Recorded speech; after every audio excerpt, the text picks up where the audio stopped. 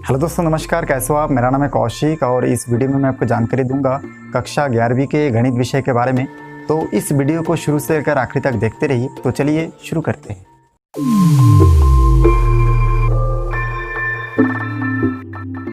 यहाँ पे देखिए जो इसका प्रश्नावली 1A.3 है, इसमें आपको मैं बताऊंगा उप समुच्चय के बारे में। तो उप समुच्चय क्या होता है? देखिए, इसके नाम से है कि जैसे हम लोग जानते हैं कि सरपंच का उप सरपंच होता है, राष्ट्रपति का उपराष्ट्रपति होता है, उसी प्रकार से समुच्चय का उप समुच्चय होता है, मतलब सेट का सबसेट होता है। अब ये सबसेट कैसे काम करता है उसके बारे में आपको जानकारी दूंगा। तो देखिए, मैं यहाँ पे एग्जांपल दे रहा हूँ। जैसे मान के चलिए ये कोई सेट है और इस ठीक है, ये कोई सेट है और इस सेट में मान के चलिए 3 संख्या है, 1 2 और 3, और दूसरा कोई और एक सेट है। तो यहाँ पे देखिए दूसरा कोई और एक सेट है। अब मान के चलिए इस बी सेट में भी कोई संख्या है, मान के चलिए 2 और 3, लेकिन 1 नहीं है। तो इसमें हम लोग देखिए, ये हम लोग देख सकते हैं कि ए का जो संख्या है वो तो इसमें बी के अंदर है, ठीक है, लेकिन बी का सभी संख्या जो है ए के अंदर नहीं है। तो इसमें हम लोग जानते हैं कि ये क्या है, बी से ताकतवर है, बड़ा संख्या है। तो मेन क्या होगा आपका? ए सेट। तो हम लोग लिख सकते हैं कि जो बी है वो ए के अंदर है। तो हम लोग बी सबसेट टू ए लिख सकते हैं। मतलब बी के जितना भी अवयव है, जितना भी संख्या है, वो सभी संख्या ए के अंदर मौजूद है। यहाँ पे आप देख रहे हैं, तो बी का सभी संख्या जो है ए के अंदर मौजूद है, इसलिए हम लोग कह सकते हैं कि बी जो है ए का सबसेट है। अब सबसेट के जो सिंबल है, ठीक है, उप समुच्चय को हम लोग, चलिए मैं यहाँ पे लिख देता हूँ, उप समुच्चय को इस निशान से दर्शाया जाता है। तो देखिए, इन दोनों में से कोई भी एक निशान से आपको दर्शाना है। तो ठीक है,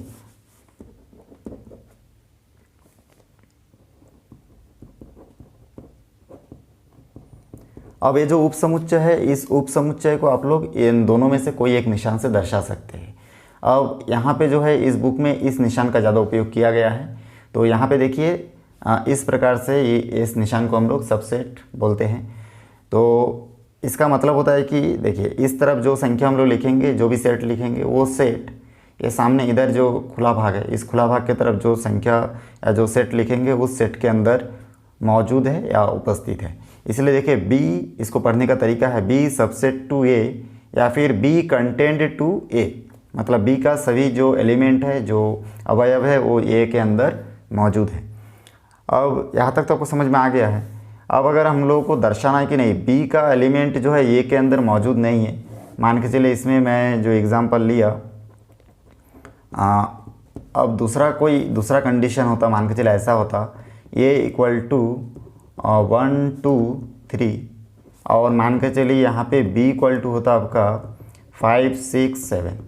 तो हम लोग देख रहे हैं कि जो बी का जो अवयव है, मतलब बी का जितना भी एलिमेंट है 5 6 7, ए सेट के अंदर मौजूद नहीं, और ए सेट का कोई भी सामान बी सेट के अंदर मौजूद नहीं है। तो हम लोग ऐसा लिख सकते थे, ए नॉट कंटेंट टू बी, या फिर ए नॉट सबसेट टू बी। ठीक है, नॉट सबसेट भी बोलते हैं इसको, तो याद रखिएगा। अब इस प्रकार से हमको इस सिंबल से दर्शाना है। तो चलिए, इसका मैं 1-2 गणित आपको बताता हूँ कि कैसे टाइप के इसको सॉल्व करना है। यहाँ पे देखिए, जो प्रश्न नंबर 1 है, इसमें लिखा हुआ है कि निम्न कथन सत्य है अथवा असत्य है, बताएं, हमको बताना है। तो यहाँ पे जो ये देखिए, अब इस क्वेश्चन को देख के समझ में आ रहा है कि जो पहला सेट है, देखिए 1 2 3, ये 1 2 3 दूसरे सेट के अंदर उपस्थित है या नहीं है। देखिए, ये बता रहा है कि उसके अंदर कंटेंट है, कंटेंट मतलब संग्रहित है कि नहीं है। तो हम लोग देख रहे हैं कि 1 2 3 सबसेट 1 3 5 दिया है। अब 1 2 3 में देखिए यहाँ पे 2 है, वो दूसरे सेट के अंदर उपस्थित नहीं है। तो हम लोग लिखेंगे कि असत्य है। ठीक है, यहाँ कथन असत्य भी लिख सकते हैं या फिर असत्य है लिख सकते हैं। तो ये असत्य क्यों है, उसका कारण भी आप बता सकते हैं, क्योंकि दूसरे समुच्चय में 2 उपस्थित नहीं है। तो देखिए ये 2 जो है ये दूसरे सेट में नहीं है, पहला सेट में जो 2 है वो दूसरे सेट में उपस्थित नहीं है। इसका मतलब पहला सेट का या पहला समुच्चय का जो अवयव है वो दूसरे समुच्चय में उपस्थित नहीं होने के कारण ये जो सबसेट है ये सेटिस्फाइड नहीं होता। ये सबसेट का मतलब होता है कि इस सबसेट के इधर देखिए लेफ्ट हैंड साइड वाला जो अवयव है, जो भी एलिमेंट है वो दूसरे में होना चाहिए, तो ये नहीं है, इसलिए इसको हम लोग लिख दिए। ऐसा करके आप लोग इसमें दूसरा और एक एग्जांपल है, जैसे कि देखिए यहाँ पे दिया गया है ये आपका कंटेंट या सबसेट टू ABC। तो यहाँ पे देखिए ये जो है इस दूसरे सेट के अंदर उपस्थित है, इसलिए ये क्या होगा, कथन सत्य होगा। बहुत ही आसान है, आपको खाली सत्य असत्य है इसको देख के बताना है। यहाँ पे देख सकते हैं जो प्रश्न नंबर 2 है इसमें लिखा है कि नीचे दिए गए जो कथन हैं नीचे लिखे समुच्चय पर विचार कीजिए और उसके बाद यहाँ पे उसके बाद हमको सही आंसर जो है उसको लिखना है। अब देखिए नीचे लिखे समुच्चय पर विचार करने के लिए कहा गया है। इसमें एक सेट दिया है 5 सेट, एक ए सेट का मान जो है 1 और 3 है और बी सेट का मान जो अवयव है वो है 1 5 9, सी सेट में है 1 3 5 7 9 और प्रत्येक समुच्चय युग्मों के बीच सही प्रतीक देखिए सबसेट और नॉट सबसेट का जो निशान है इन दोनों को भरना है। अब यहाँ पे देखिए दिखा है 5 बिलोंग्स टू बी। 5 मतलब क्या होता है, आपका खाली सेट होता है, इसको ध्यान रखिएगा। 5 मतलब होता है खाली सेट। अब ये जो देखिए खाली सेट है, खाली चीज़ कोई भी सामान के अंदर रह सकता है क्योंकि वो खाली है, ठीक है, उसके अंदर कोई भी एलिमेंट जो है वो नहीं है, इसलिए जो 5 है वो बी के अंदर उपस्थित है कि नहीं वो चीज़ को हमको इसमें बताना है। तो हम लोग यहाँ पे लिख सकते हैं कि 5 कंटेंट टू या फिर सबसेट टू बी, मतलब खाली सेट है वो किसी ए के अंदर, बी के अंदर, सी के अंदर, खाली जगह कहीं पर भी रह सकता है, इसलिए 5 सबसेट टू बी होगा।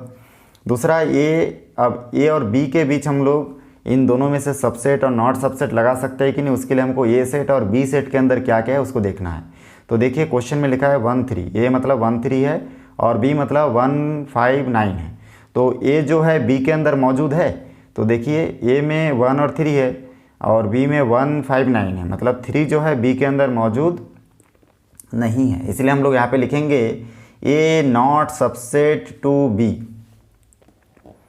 आपको मैं इससे पहले बता चुका हूँ सबसेट को 2 निशान से दर्शाते हैं, या तो आप इस प्रकार से भी दर्शा सकते हैं नॉट सबसेट को, और या फिर आप इस प्रकार से भी दर्शा सकते हो। इस निशान का मतलब इक्वल होता है, इक्वल सबसेट टू होता है। तो बुक में तो इसका ही उपयोग किया गया है, इसलिए इसका ही उपयोग आपको करना है। अब यहाँ पे देखिए ए और सी के अंदर हम लोग इन दोनों निशान में से सबसेट और नॉट सबसेट में से क्या फिलअप करेंगे, उसके लिए हमको ए और सी देखना पड़ेगा। देखिए ए और सी, तो ए में है 1 3 और सी में है 1 3 5 7 9। अच्छा, मतलब ए के अंदर जो 2 अवयव है 1 और 3, ये दोनों जो है सी के अंदर उपस्थित है, इसीलिए हम लोग लिखेंगे ए सबसेट टू सी। उसके बाद चौथा नंबर में देखिए बी, और यहाँ पे क्या निशान फिलअप करें, तो हम लोग यहाँ पे देख रहे हैं कि जो बी है वो है 1 5 9 और सी जो है वो है 1 3 5 7 9, मतलब 1 5 9 जो है बी का जो एलिमेंट है वो सी में भी उपस्थित है, इसलिए हम लोग यहाँ पे लिखेंगे बी सबसेट टू सी।